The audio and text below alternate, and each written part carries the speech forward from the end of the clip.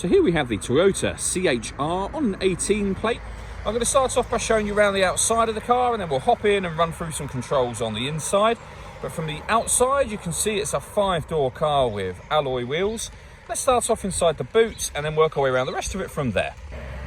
So as we approach the boot, you'll see we've got plenty of space in there, along with that 60/40 split folding rear seat, should you wish to increase that space even further. Okay, so we're just going to work our way back round to the front of the car, and then we'll hop in and run through some controls on the inside. But now that we've done a full circle of it, you can see it's in excellent condition the whole way round. Just briefly before we climb in, I think that's what we're seeing the interior from this exterior point of view. There's plenty to run through on the dashboard, so let's hop in and we'll do that right now. Okay, now that we're inside the car, we're going to start with the dials. On the left-hand side, we have the rev counter, and on the right-hand side, the speedometer and fuel gauge. In the middle, you can see the total miles for this car, which are 11,145. The information displayed above that can be changed using buttons on the steering wheel. You can have various bits of fuel economy information, or as you can see on the screen now, a digital readout for the speedometer, which is particularly useful. If we're back out to the steering wheel, the buttons I was using just a moment ago are here. Over that side, we've also got various buttons for things like cruise control, parking sensors, and your lane departure warning system as well. On the left-hand side, we have stereo and phone controls, including voice activation for the phone. So you could hit that button, ask it to dial anyone in your contacts list, and it will do that for you without you having to take your phone from your bag or pocket. That is, of course, once you paired it up, and that is done up on the touchscreen just here. This is also where you control the volume for the stereo itself.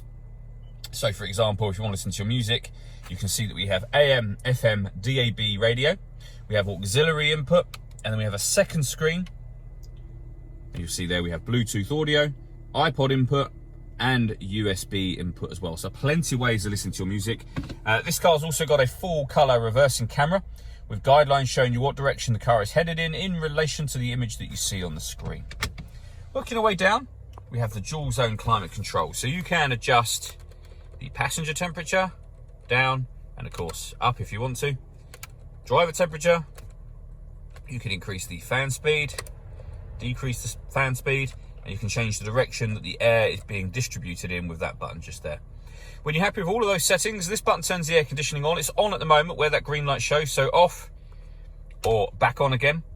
Or if you hit auto, the car will now take full control of everything in order that it maintains the temperatures that you ask for. So you are in control of the temperature still. The car will take control of the fan speed and the direction of the air. To override that, just readjust the fans yourself to whatever level you want them on, and then you can put it back on whatever setting you want it on here as well. Underneath that, we have a USB and auxiliary inputs for your music. Then the gear lever for the fully automatic gearbox.